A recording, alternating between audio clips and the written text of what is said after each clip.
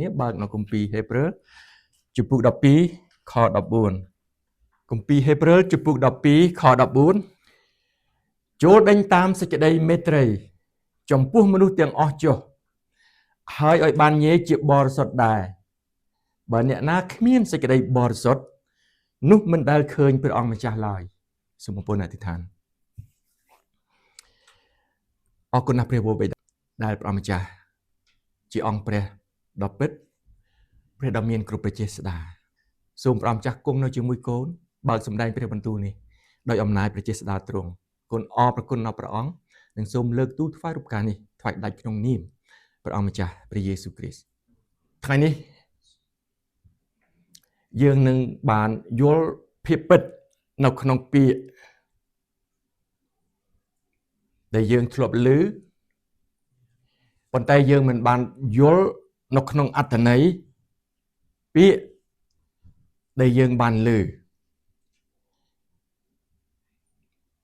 ដោយការដែលយើងមិនបានយល់ពីអត្ថន័យនោះធ្វើឲ្យយើងមានការច្រឡំពីព្រោះពាក្យនេះជាពាក្យមួយដែលស្រដៀងគ្នាដោយសារយើងមិនបានយល់អត្ថន័យយើងគិតថាដូចគ្នាដូច្នេះហើយបានជានៅក្នុងព្រះបន្ទូលព្រះពេលណាដែលយើងឮបើយើងយល់ដឹងជាពិតប្រាកដយើងនឹងអាចចាប់យកនៅក្នុងព្រះបន្ទូលនោះបានច្បាស់លាស់ពិតប្រាកដមិនមែនជាការដែលយើងស្មានឬក៏ការដែលយើងគ្រាន់តែឮប៉ុណ្ណោះទេដូច្នេះថ្ងៃនេះខ្ញុំនឹងបង្ហាញឲ្យបងប្អូនយល់ពីពាក្យពីអត្ថន័យរួចហើយយើងនឹងដោះស្រាយទាំងអស់គ្នាពីបញ្ហាដែលព្រះបន្ទូលនេះបានបើកសម្ដែងឡើងនៅក្នុងពាក្យនេះដែលព្រះបន្ទូលបានបើកសម្ដែងបានបង្ហាញឲ្យយើងឃើញថាចូលដេញតាមសេចក្តីមេត្រីចំពោះមនុស្សទាំងអស់ចុះសេចក្តីមេត្រីយើងតែងតែគិតថាជាសេចក្តីស្រឡាញ់ជាគំនិតជាការដែលយើងអត់ចាប់អារម្មណ៍ដោយហេតុនេះហើយបានជាយើងមើលព្រះបន្ទូលទៅអាចគិតថាជាសេចក្តីស្រឡាញ់របស់ព្រះប៉ុន្តែនៅក្នុងពាក្យមេត្រីនេះគឺខ្ញុំបានសិក្សាហើយពិនិត្យយ៉ាងយកចិត្តទុកដាក់បំផុតដើម្បីឲ្យយើងអាចយល់ពីលក្ខណៈដ៏សំខាន់នៅក្នុងព្រះបន្ទូលដែលបានបើកសម្ដែងឡើងពាក្យថាមេត្រីនេះគឺខុសពីពាក្យដែលយើងហៅថាសេចក្តីស្រឡាញ់គ្រាន់តែជាស្រដៀងក៏ប៉ុន្តែអត្ថន័យគឺខុសគ្នាយ៉ាងឆ្ងាយបំផុតដូច្នេះពេលដែលខ្ញុំបង្ហាញពីអត្ថន័យបងប្អូននឹងអាចយល់មេត្រីជាសេចក្តីរាប់រកសេចក្តីរាប់អានមេត្តាប្រណីអត់ឱនបងប្អូនឃើញខុសពីសេចក្តីស្រឡាញ់ទេបើយើងអត់ចាប់អារម្មណ៍យើងគិតថាដូចគ្នាស្រឡាញ់គឺជាការពេញចិត្តហើយចង់បានដូច្នេះពាក្យពីរនេះគឺអត់ដូចគ្នាទេគឺខុសគ្នាព្រះបន្ទូលហេព្រើរបានប្រាប់ឲ្យយើងដេញតាមសេចក្តីស្រឡាញ់ចំពោះមនុស្សទាំងអស់ចុះ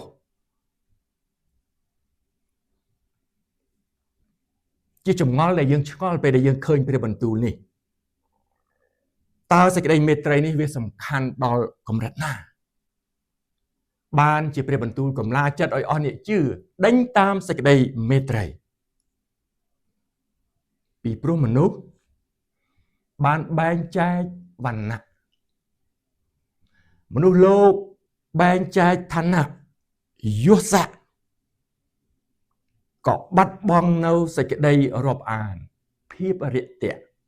ភាពអត់ឱនជាមួយគ្នានឹងគ្នាដូច្នេះអ្នកជឿព្រះ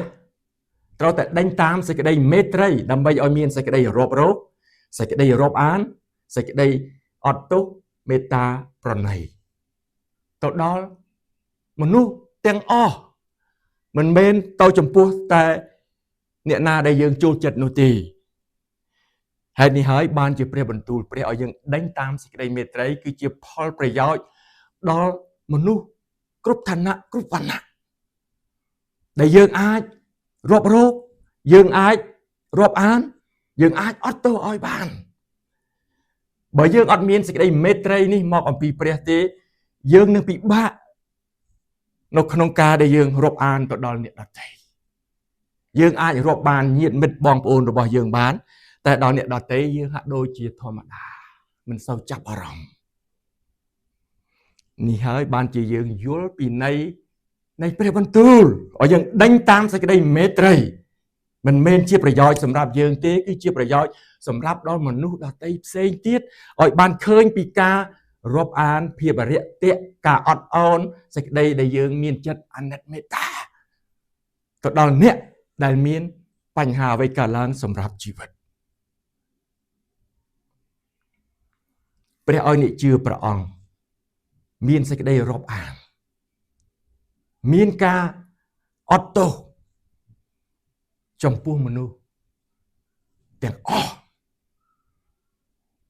ទោះបីជាអ្នកនោះជាអ្នកកំព្រាអ្នកដែលមានវិបត្តិនៅក្នុងដំណើរជីវិតក៏យើងត្រូវមានសេចក្តីអាណិតមេត្តាទៅដល់អ្នកនោះដែរដូច្នេះអ្នកគ្រីស្ទានមិនអាចធ្វើបាបចិត្ត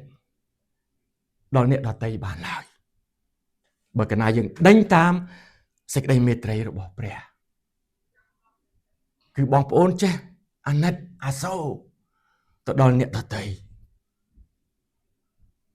បើយើងចេះអាណិតអាសូរទៅដល់អ្នកដទៃសាច់ញាតិបងប្អូនយើងកាន់តែមានចិត្តអាណិតអាសូរលើសពីអ្វីដែលយើងអាណិតទៅដល់អ្នកដទៃគឺជាសេចក្តីពិតដែលព្រះបន្ទូលចង់ឲ្យយើងដេញតាមសេចក្តីនេះចំពោះមនុស្សទាំងអស់អ្វីដែលសំខាន់នៅក្នុងព្រះបន្ទូលនេះហើយឲ្យបានញែកជាបរិសុទ្ធដែរជាគោលសំខាន់មិនមែនយើងត្រឹមតែបានសេចក្តីមេត្រីពីព្រះមកយើងនិយាយប្រាប់ទៅដល់អ្នកដទៃជាការធម្មតាទេគឺឲ្យអ្នកនោះបានញែកជាបរិសុទ្ធដែរបងប្អូនកាលណាឮពាក្យបរិសុទ្ធគឺព្រះដើម្បីឲ្យអ្នកនោះបានស្គាល់ព្រះដែរឲ្យអ្នកនោះបានយល់ពីព្រះដ៏មានព្រះចេស្តាឲ្យអ្នកនោះបានចេះគិតទៅដល់ព្រះដែលយើងបានជឿចំពោះព្រះអង្គដែលយើងមានសេចក្តីមេត្រីនេះការអ្វីដែលយើងធ្វើមិនមែនជាចិត្តរបស់យើងទេគឺព្រះបានឲ្យយើងមានសេចក្តីអាណិតអាសូររាប់អានទៅដល់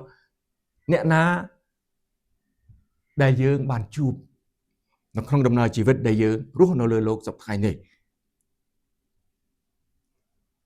នេះជាលក្ខណៈមួយដ៏ល្អសម្រាប់ការដែលយើងយល់ពីបំណងបហាតីព្រះពីព្រោះព្រះបន្ទូលបាននិយាយបន្តទៀតថាបើអ្នកណាគ្មានសេចក្តីបរិសុទ្ធនោះមិនដែលឃើញព្រះអង្គម្ចាស់ឡើយភាពបរិសុទ្ធគឺសំខាន់ណាស់សម្រាប់អ្នកជឿហើយអ្នកដែលជឿព្រះក៏មានបំណងចង់ឃើញព្រះគ្រប់គ្នាចង់ឃើញព្រះដល់ព្រះបន្ទូលនិយាយនៅក្នុងកន្លែងនេះធ្វើឲ្យយើងមានការនឹកស្រងាកពីសេចក្តីជំនឿដែលយើងជឿចំពោះព្រះនៅពេលដែលយើងមានសេចក្តីស្រងាកចំពោះសេចក្តីជំនឿនេះធ្វើឲ្យយើងដឹងជាពិតប្រាកដថាភាពបរិសុទ្ធនេះគឺមានតម្លៃណាស់ដែលធ្វើឲ្យយើងជឿចំពោះព្រះអាចឃើញដល់ព្រះអង្គ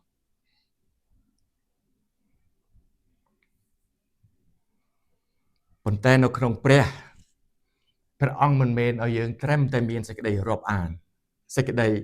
អាណិតអាសូរសេចក្តីអត់ឱនចំពោះមនុស្សលោកតែប៉ុណ្ណោះទេព្រះអង្គឲ្យយើងមានសេចក្តីនេះរហូតដល់ខ្មាំងសត្រូវថែមទៀតជាការពិបាកសម្រាប់អ្នកដែលជឿព្រះអង្គដែលមិនទាន់បានទទួលភាពបរិសុទ្ធមកអំពីព្រះយើងនឹងនិយាយថាខ្ញុំធ្វើមិនកើតទេខ្មាំងសត្រូវខ្ញុំស្អប់ណាស់ខ្ញុំអត់ចង់ជួបខ្ញុំអត់ចង់ឃើញតែបើបងប្អូនដេញតាមសេចក្តីមេត្រី ទទួលសេចក្តីមេត្រីមកអំពីព្រះបងប្អូនបានទទួលភាពបរិសុទ្ធពីព្រះអង្គបងប្អូននឹងមានការអាណិតរហូតដល់ខ្មាំងសត្រូវរបស់យើងថែមទៀតគឺព្រះបានឲ្យយើងផ្លាស់ប្ដូរចិត្តពីគំនិតដែលយើងបានគិតចំពោះខ្លួនយើងទៅជាប្រយោជន៍ដល់មនុស្សដទៃផ្សេងទៀតវិញជាបំណងប្រហារតីព្រះខ្ញុំបានឮមនុស្សជាច្រើនបាននិយាយចំពោះអស់អ្នកណាដែលបានជឿចំពោះព្រះដែលយើងហៅថាជាអ្នកជំនឿខ្ពស់ជាអ្នកជំនឿដែលពិតប្រាកដត្រឹមត្រូវយើងបានឮបាននិយាយថាគេបានឃើញព្រះមែនទេបងប្អូនអ្នកខ្លះក៏បានឃើញព្រះនៅពេលដែលអង្គុយរៀនព្រះបន្ទូលព្រះឬក៏ពេលអធិដ្ឋានទៅចំពោះព្រះមិនមែនជាការទូទៅទេមានអ្នកឃើញព្រះនៅពេលដែលអង្គុយអធិដ្ឋានឬក៏រៀនអ្នកខ្លះក៏ឃើញនៅក្នុងវិញ្ញាណនៅពេលមួយដែលអ្នកនោះ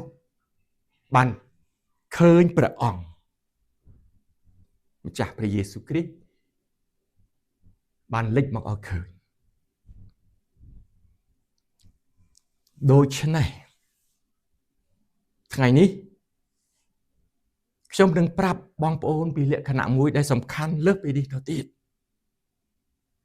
ការឃើញព្រះនេះមិនមែនចំពោះតែអ្នកបរិសុទ្ធតែប៉ុណ្ណោះទេដែលឃើញព្រះអ្នកមិនបរិសុទ្ធក៏ឃើញព្រះដែរដោយសារអ្វីគឺមានមូលហេតុមានផែនការដ៏អស្ចារ្យដែលព្រះបានសម្ដែងឲ្យអ្នកនោះឃើញដូច្នេះហើយបានជាយើងទាំងអស់គ្នាត្រូវយល់នៅក្នុងព្រះបន្ទូលដែលព្រះម្ចាស់បានមានព្រះបន្ទូលតែនៅក្នុងពាក្យមួយឃ្លានេះចូលដេញតាមសេចក្តីមេត្រីចំពោះមនុស្សទាំងអស់ចុះហើយឲ្យបានញែកជាបរិសុទ្ធដែរបើអ្នកណាគ្មានសេចក្តីបរិសុទ្ធនោះមិនដែលឃើញព្រះអង្គម្ចាស់ឡើយតែថ្ងៃនេះខ្ញុំបង្រៀននិងបង្ហាញឲ្យបងប្អូនឃើញនៅក្នុងព្រះបន្ទូលព្រះចំពោះអ្នកមិនបរិសុទ្ធឲ្យបានឃើញព្រះតើមែនដែរទេឬអីនៅក្នុងថ្ងៃនេះយើងបានឃើញនៅក្នុងគម្ពីរម៉ាថាយគ្រាន់តែបញ្ជាក់បន្ថែមម្ដងទៀតនៅក្នុងចំពុះ5ខ8បាននិយាយថាមានពរហើយអស់អ្នកណាដែលមានចិត្តបរិសុទ្ធត្បិតអ្នកទាំងនោះនឹងបានឃើញព្រះបន្ថែមឲ្យយើងយល់ពីអ្នកដែលមានចិត្តបរិសុទ្ធដែលបានទទួលការផ្លាស់ប្រែទទួលការលះបង់ពីជីវិតចាស់មករស់តាមព្រះបន្ទូលជាជីវិតថ្មីនៅក្នុងព្រះគឺអ្នកនោះបានឃើញព្រះតែថ្ងៃនេះខ្ញុំនឹងបង្ហាញពីអ្នកដែលមិនបរិសុទ្ធបានឃើញព្រះមិនក៏ខុសពីព្រះបន្ទូលដូច្នោះការនេះបានកើតឡើងតែជាគោលសំខាន់ឲ្យយើងយល់ពីបំណងដែលព្រះបានឲ្យអ្នកណាម្នាក់បានឃើញចំពោះព្រះអង្គ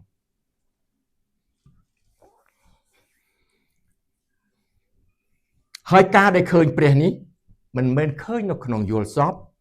មិនមែនឃើញនៅក្នុងការអង្គុយអធិដ្ឋានឬអង្គុយរៀនដែរក៏មិនមែនឃើញព្រះនៅក្នុងវិញ្ញាណគឺឃើញព្រះនៅនឹងភ្នែកស្រស់ដែលព្រះអង្គម្ចាស់លេចមកឲ្យឃើញសំខាន់ណាស់បងប្អូនគឺពីកិច្ចការជំពូក9ខ17សុលពេលដែលគាត់មិនទាន់ស្គាល់ព្រះគាត់ឈ្មោះសុលដល់ពេលគាត់បានជឿព្រះបម្រើព្រះបានដូរឈ្មោះដាក់ថាប៉ុលជាសិស្សរបស់ផងព្រះអង្គខ្ញុំនឹងអានបង្ហាញឲ្យបងប្អូនឃើញតើគាត់ឃើញមានដែរឬទេកិច្ចការជំពូក9ខ17ដូច្នេះអាណាណាក៏ទៅហើយចូលក្នុងផ្ទះនោះដាក់ដៃលើគាត់និយាយថាអ្នកសុលអើយព្រះអង្គម្ចាស់គឺព្រះយេស៊ូវដែលលេចមកឲ្យអ្នកឃើញតាមផ្លូវទ្រង់បានចាត់ខ្ញុំមកដើម្បីឲ្យអ្នកបានភ្លឺភ្នែក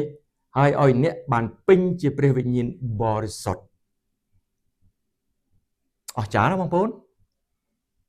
ពេលដែលយើងឃើញនៅក្នុងបទគម្ពីរនេះអ្នកដែលប្រឆាំងព្រះ អ្នកដែលគំរាមដល់អ្នកដែលជឿព្រះគំរាមដល់សិស្សព្រះអង្គម្ចាស់ព្រះយេស៊ូវគ្រីស្ទបានឃើញព្រះទល់នឹងមុខគឺភ្នែកគាត់បានឃើញព្រះអង្គម្ចាស់ព្រះយេស៊ូវគ្រីស្ទសំខាន់នៅក្នុងព្រះបន្ទូលដែលនឹងត្រូវបើកសម្ដែងឡើងហើយពេលដែលព្រះបានប្រើឲ្យអាណានីសទៅជួបគាត់អាណានីសនេះខ្លាចអត់ចង់ហ៊ានទៅទេពីព្រោះល្បីពីអំណាចសុលដែលគាត់តាមធ្វើបាបអ្នកគ្រីស្ទានដែលគាត់មានកលល្បិចនឹងសម្លាប់អ្នកណាដែលជឿចំពោះព្រះអង្គម្ចាស់ព្រះយេស៊ូវគ្រីស្ទដូច្នេះគាត់ខ្លាចគាត់អត់ហ៊ានទៅប៉ុន្តែព្រះទ្រង់បញ្ជាទ្រង់ប្រាប់ឲ្យគាត់ធ្វើហើយការអ្វីដែលគាត់ធ្វើតាមព្រះបានបង្គាប់គឺមានជោគជ័យសម្រាប់ដល់សុលពេលនោះសុលបានងងឹតភ្នែកមើលអត់ឃើញសោះយើងអាចថាខ្វាក់គឺគាត់មើលអ្វីមិនឃើញទេនៅពេលដែលព្រះយេស៊ូវបានលេចមកឲ្យគាត់ឃើញគាត់ដួលផ្កាប់មុខទៅនឹងដីហើយងើបឡើងមើលអ្វីអត់ឃើញទាល់តែសោះ3ថ្ងៃរួចមកព្រះអង្គម្ចាស់ក៏ប្រើអាណានីសឲ្យចូលទៅក្នុងផ្ទះហើយដាក់ដៃលើគាត់និយាយថាអ្នកសុលអើយព្រះអង្គម្ចាស់គឺព្រះយេស៊ូវដែលលេចមកឲ្យអ្នកឃើញតាមផ្លូវទ្រង់បានចាត់ខ្ញុំមកដើម្បីឲ្យអ្នកបានភ្លឺភ្នែកហើយឲ្យអ្នកបានពេញជាព្រះវិញ្ញាណបរិសុទ្ធសំខាន់មែនទែនបងប្អូនហើយពេលដែលឃើញព្រះអត់ទាន់មានប្រយោជន៍ទេតែដល់ពេលបានពេញជាព្រះវិញ្ញាណបរិសុទ្ធគឺមានប្រជាស្ដាក្នុងការគោរពការកោតខ្លាចការសរសើរនិងលើកតម្កើងដល់ព្រះពេលដែលអាណានីសបានទៅដល់ដាក់ដៃលើពេលនោះភ្នែកគាត់ក៏បានភ្លឺហើយបានមើលឃើញឡើងវិញជីវិតគាត់ត្រូវផ្លាស់ប្រែទាំងអស់ពីភាពដើមរបស់គាត់គឺអស់រលីងអ្វីដែលគាត់ប្រឆាំងជាមួយព្រះអ្វីដែលគាត់ប្រកែកជាមួយព្រះអ្វីដែលគាត់ស្អប់ចំពោះអ្នកដែលជឿចំពោះព្រះអង្គបែរមកជាស្រឡាញ់អ្នកដែលជឿចំពោះព្រះស្រឡាញ់ដល់សិស្សព្រះអង្គហើយលើកតម្កើងនាមព្រះដ៏ជាតួអង្គព្រះដោយសារអំណាចនៃព្រះវិញ្ញាណបរិសុទ្ធសំខាន់ណាស់សម្រាប់អ្នកដែលជឿព្រះត្រូវតែយល់ត្រូវតែដឹងជាក់ពិតប្រាកដថាទោះបីជាភ្នែកយើងមិនបានឃើញព្រះអង្គក៏ដោយតែព្រះវិញ្ញាណបរិសុទ្ធពិតជានៅក្បែរបងប្អូនឬក៏នៅក្នុងចិត្តរបស់បងប្អូនដែលទទួលព្រះអង្គម្ចាស់ជាតួអង្គព្រះក៏តាមសេចក្តីដែលបងប្អូនបើកចំហចិត្តជាមួយនឹងព្រះបន្ទូលដែលព្រះអង្គម្ចាស់បានបង្ហាត់បង្រៀនពេលដែលយើងទទួលស្គាល់ព្រះអង្គនឹងទទួលស្គាល់យើងនឹងបង្ហាត់បង្រៀនឲ្យយើងបានទទួលព្រះចេស្តាពីព្រះអង្គដើម្បីជាប្រយោជន៍ដល់មនុស្សជាច្រើនដែលមិនទាន់បានឮមិនទាន់បានស្គាល់នាមរបស់ផងព្រះអង្គម្ចាស់ពេលដែលគាត់បានពេញជាព្រះវិញ្ញាណបរិសុទ្ធគាត់ក៏បានក្លាយទៅជាអ្នកបម្រើព្រះទោះបីជាពីមុនគេមានសេចក្តីខ្លាចចំពោះគាត់យ៉ាងណាក្តីពេលដែលគាត់បានផ្លាស់ប្រែគេនៅតែខ្លាចគាត់ដដែលដោយសារសេចក្តីកំណាចភាពខូខើរបស់គាត់មិនមែនត្រឹមតែធ្វើបាបនៃគ្រីស្ទានប៉ុណ្ណោះទេថែមទាំងចូលរួមសម្លាប់អ្នកដែលជឿព្រះថែមទៀតមនុស្សយើងខ្លាចណាស់មែនទេបើយើងឮអ្នកណាម្នាក់ដែលសម្លាប់អ្នកណាម្នាក់ហើយអ្នកនោះបានប្រែចិត្តជឿព្រះយើងនៅតែមិនទុកចិត្តដដែលនៅតែមានការភ័យខ្លាចប៉ុន្តែអ្វីដែលព្រះបានផ្លាស់ប្រែជីវិតគាត់គឺគាត់មិនត្រឡប់ទៅភាពដើមដែលជាគោលសំខាន់អ្នកដែលមានព្រះវិញ្ញាណបរិសុទ្ធមិនអាចត្រឡប់ទៅភាពដើមបានឡើយគឺនៅដដែលជាមួយនឹងសេចក្តីជំនឿដែលមានចំពោះព្រះនៅពេលដែលព្រះបានលេចឲ្យគាត់ឃើញនេះជាហេតុអស្ចារ្យមួយដ៏ធំដែលព្រះអង្គម្ចាស់ព្រះយេស៊ូវគ្រីស្ទបានលេចឲ្យគាត់ឃើញក្នុងកាលដែលគាត់កំពុងធ្វើដំណើរទៅក្រុងដាម៉ាស់គាត់ធ្វើដំណើរទៅធ្វើអ្វីទៅរកចាប់អ្នកគ្រីស្ទានធ្វើបាបប៉ុន្តែគោលបំណងដែលគាត់ធ្វើនោះ ត្រូវបរាជ័យដោយព្រះមានផែនការមួយដ៏វិសេសសម្រាប់ជីវិតគាត់ទោះបីជាគាត់មិនទាន់មានភាពបរិសុទ្ធនៃព្រះជាអ្នកប្រឆាំងព្រះក៏ដោយព្រះមានផែនការដ៏អស្ចារ្យអ្នកនោះបានឃើញព្រះមុខទល់នឹងមុខនៃគាត់បានឃើញព្រះពិតប្រាកដយើងមិនអាចយល់បានពីអំណាចពីព្រះចេស្តាពីផែនការដែលព្រះមានសម្រាប់មនុស្សលោកតែព្រះអង្គម្ចាស់ទ្រង់នឹងធ្វើការល្អការដែលប្រសើរការដែលវិសេសសម្រាប់ជីវិតមនុស្សអ្វីដែលជាសេចក្តីអាក្រក់គឺគ្មានសម្រាប់ព្រះឬក៏សម្រាប់អ្នកដែលជឿព្រះត្រូវបម្រើព្រះដែលបំពេញនៅសេចក្តីអាក្រក់នោះឡើយគឺបង្ហាញពីសេចក្តីដែលជោគជ័យសេចក្តីដែលផ្លាស់ប្រែសេចក្តីដែលឆ្ពោះទៅភាពបរិសុទ្ធរបស់ផងព្រះអង្គដែលយើងអាចសម្គាល់បានដោយសារផលផ្លែក្នុងការដែលអ្នកនោះបម្រើចំពោះព្រះអង្គសុលក៏បានបដូរឈ្មោះទៅជាសាវកពលគឺគាត់មានសេចក្តីក្លាហានអង់អាចក្នុងការប្រកាសដំណឹងល្អពីព្រះយេស៊ូវថាព្រះអង្គពិតជាព្រះរាជបុត្រានៃព្រះពិតមែនគាត់អះអាងដាច់ខាតពីមុនគាត់ថាអត់ទេកុំឲ្យជឿព្រះយេស៊ូវមិនជាព្រះទេក្រោយពីពេលដែលព្រះវិញ្ញាណបរិសុទ្ធបានគង់នៅក្នុងជីវិតគាត់អះអាងថាព្រះយេស៊ូវពិតជាព្រះរាជបុត្រានៃព្រះដោយសេចក្តីអង់អាចហើយក្លាហានអត់ញញើតចំពោះអ្នកណា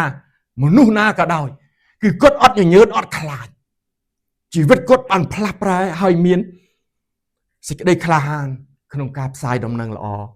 ចំពោះមនុស្សគាត់បានផ្សាយដំណឹងល្អទៅដល់សាសដទៃពួកស្ដេចនិងពួកកូនចៅអ៊ីស្រាអែលផងទូទៅបងប្អូនហើយមនុស្សទាំងអស់បានឮដំណឹងល្អពីព្រះយេស៊ូវជាព្រះរាជបុត្រានៃព្រះដ៏ពិតមែនគាត់ប្រកាសយ៉ាងដាច់ខាតគឺជាព្រះដ៏ពិតដូច្នេះនៅក្នុងគម្ពីរកិច្ចការចំពោះ9ខ22បានបង្ហាញពីសកម្មភាពពីកម្លាំងអំណាចនៃព្រះវិញ្ញាណបរិសុទ្ធដែលសាវកពលគាត់បានផ្សាយដំណឹងល្អតែសុលគាត់មានកម្លាំងកាន់តែខ្លាំងឡើងក៏ផ្ទុញផ្ចាល់ដល់ពួកសាសយូដាដែលនៅក្នុងក្រុងដាម៉ាស់វិញដោយសម្ដែងបញ្ជាក់ពីព្រះអង្គនេះថាទ្រង់ជាព្រះគ្រីស្ទពិតមែនបងប្អូនឃើញពាក្យមួយថ្មីដែលយើងអត់ដែលឃើញយើងអត់ដែលឮបងប្អូនឃើញទេឬក៏អត់ឃើញបងប្អូនអត់បានចាប់អារម្មណ៍ខ្ញុំអានម្ដងទៀត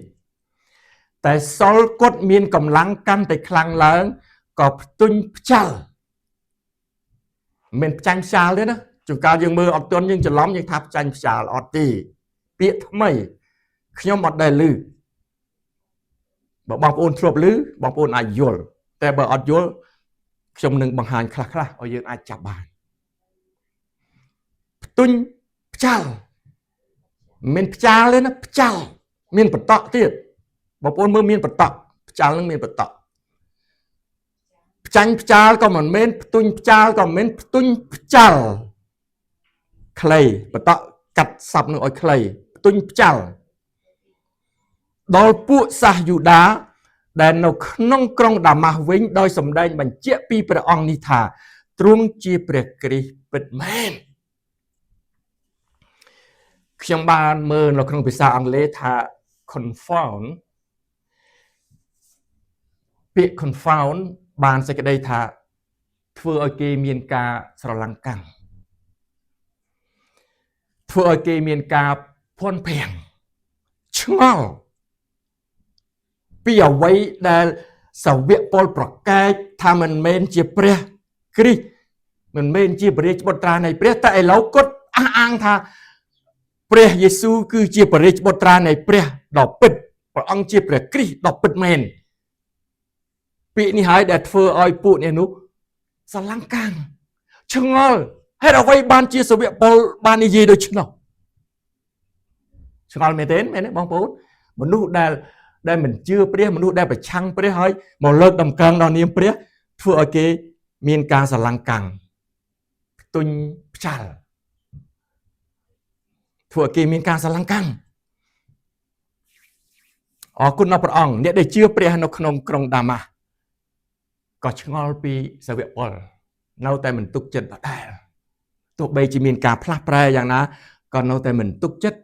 ក្នុងការដែលគាត់អះអាងថាព្រះយេស៊ូវជាព្រះពិតព្រះគ្រីស្ទជាអង្គព្រះរាជបុត្រានៃព្រះការនេះមួយដែលជាជំនួយឲ្យយើងដឹងទាំងអស់គ្នាពីអ្វីដែលសកម្មភាពនៃអំណាចព្រះវិញ្ញាណបរិសុទ្ធបានគង់នៅជាមួយនឹងអ្នកដែលបានឃើញព្រះបានអះអាងដាច់ខាតថាព្រះយេស៊ូវពិតជាព្រះរាជបុត្រានៃព្រះពិតមែនអរគុណដល់ព្រះអង្គថ្ងៃនេះមកដល់យើងទាំងអស់គ្នាមកដល់យើងទាំងអស់គ្នាតើយើងគិតយ៉ាងណាដែរក្នុងសេចក្តីជំនឿដែលយើងជឿចំពោះព្រះអង្គម្ចាស់ព្រះយេស៊ូវគ្រីស្ទដែលជាព្រះដ៏ពិតជាព្រះរាជបុត្រាតែមួយនៃព្រះតើយើងយ៉ាងណាដែរនៅក្នុងជីវិតដែលយើងរស់នៅក្នុងពេលសប្តាហ៍នេះតើយើងបាននិយាយពីនាមព្រះប្រាប់ដល់កូនចៅញាតិមិត្តបងប្អូនអ្នកជិតខាងយើងដែរឬទេបងប្អូននិយាយថាខ្ញុំបាននិយាយខ្ញុំបានប្រាប់ដល់កូនដល់ចៅពុកម្ដាយញាតិមិត្តជិតខាងពួកម៉ាក់អ្នកធ្វើការជាមួយខ្ញុំបាននិយាយពីនាមព្រះប្រកបមែន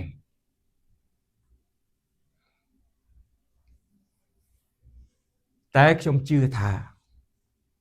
មានការពិបាកណាស់នៅពេលដែលយើងនិយាយនាមព្រះទៅដល់អ្នកណាម្នាក់យើងនឹងមានការពិបាក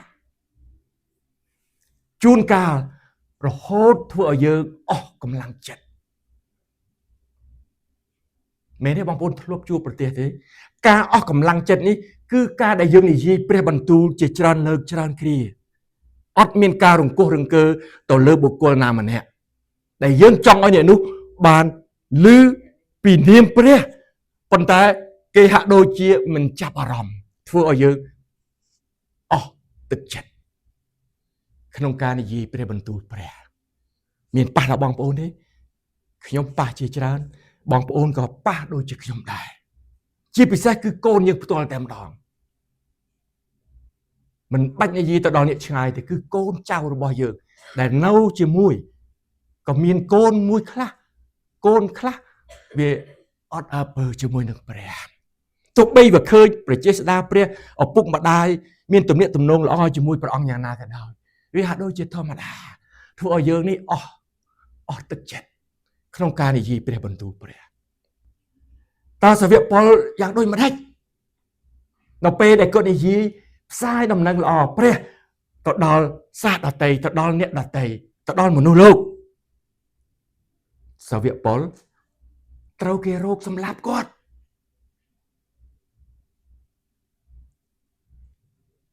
គួរឲ្យញញើតមែនទេបងប្អូនហើយនៅពេលដែលយើងផ្សាយព្រះបន្ទូលហើយគេតាមរោគសម្លាប់យើងបងប្អូននឹងមានការបាក់ទឹកចិត្ត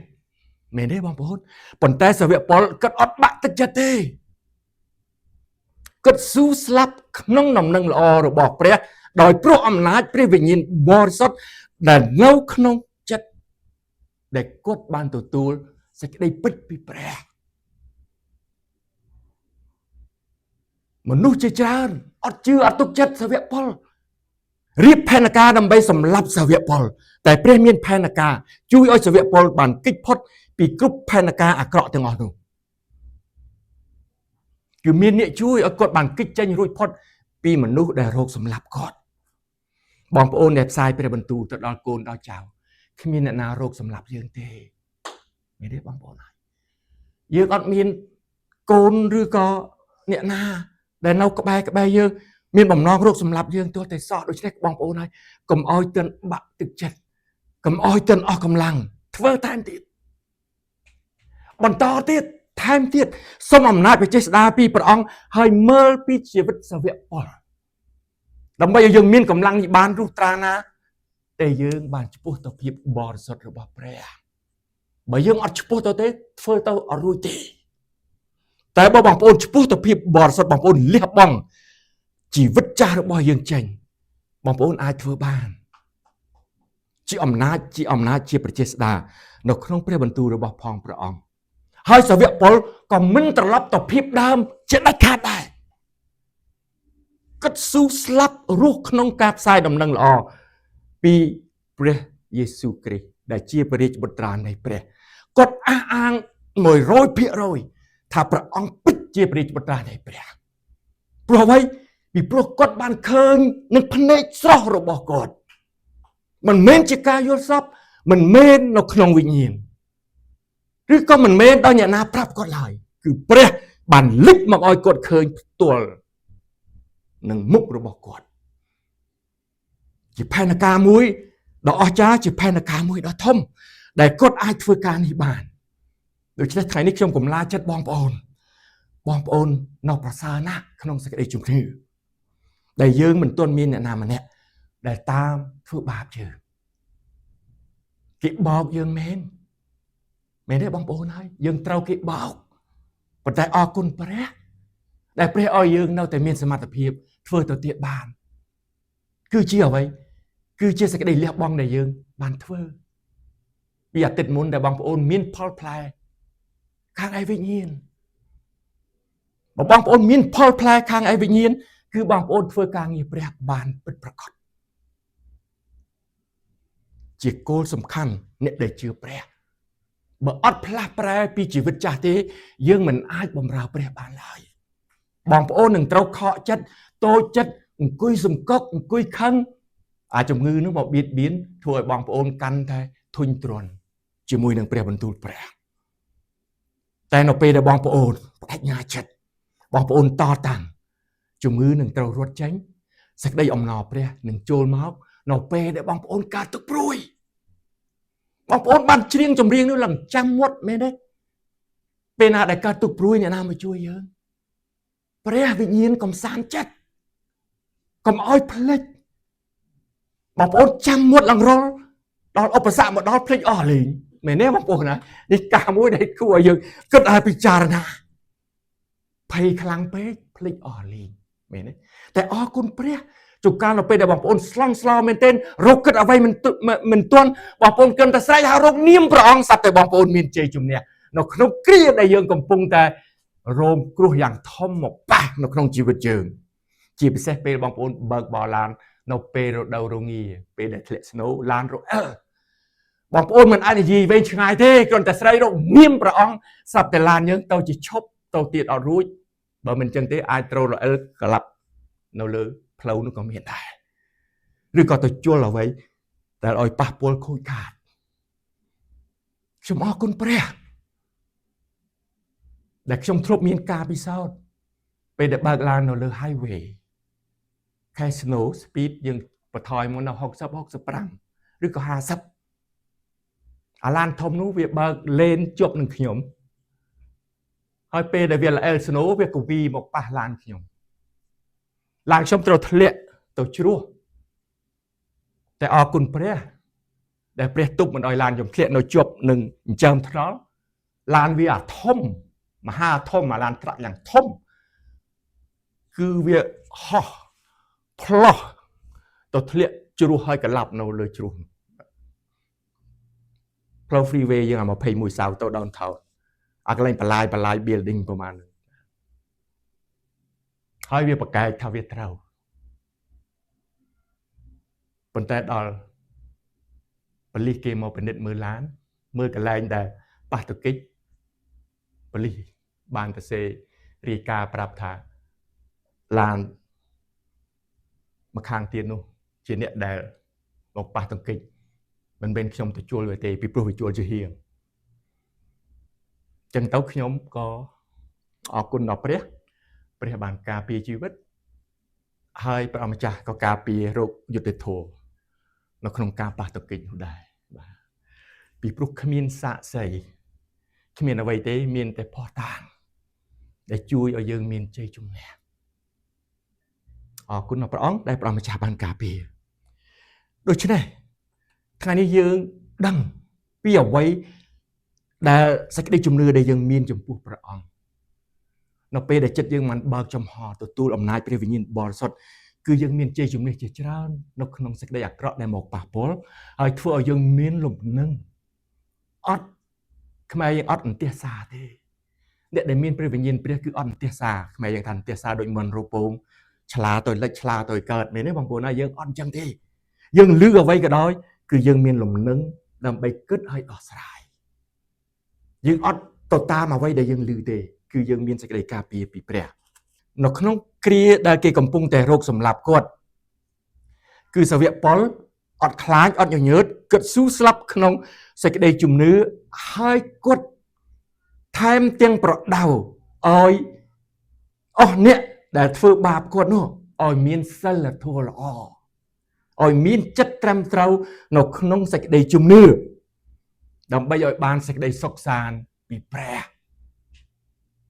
កិច្ចការ 9:31 បាននិយាយថានៅគ្រានោះពួកជំនុំទាំងប៉ុន្មាននៅគ្រប់ក្នុងស្រុកយូដាស្រុកកាលីលេនិងស្រុកសាម៉ារីក៏មានសេចក្តីសុខសាន្តហើយមានចិត្តស្អាងឡើងក៏បានចម្រើនជាច្រើនឡើងដែរដោយជឿនទៅមុខក្នុងសេចក្តីកោតខ្លាចក្នុងព្រះអង្គម្ចាស់និងក្នុងសេចក្តីកំសាន្តចិត្តរបស់ព្រះវិញ្ញាណបរិសុទ្ធបងប្អូនឃើញផលផ្លែទេសេចក្តីតស៊ូភាពបន្តក្នុងសេចក្តីជំនឿពួកជំនុំទាំងប៉ុន្មាននៅគ្រប់ក្នុងស្រុកយូដាកាលីលេនិងស្រុកសាម៉ារីក៏មានសេចក្តីសុខសាន្តសេចក្តីសុខសាន្តនៃព្រះបានកើតមាននៅកន្លែងណាដែលមាននាមព្រះអង្គកន្លែងណាដែលមនុស្សបានលើកដំកើងនាមព្រះកន្លែងណាដែលមនុស្សបានស្គាល់ថាព្រះ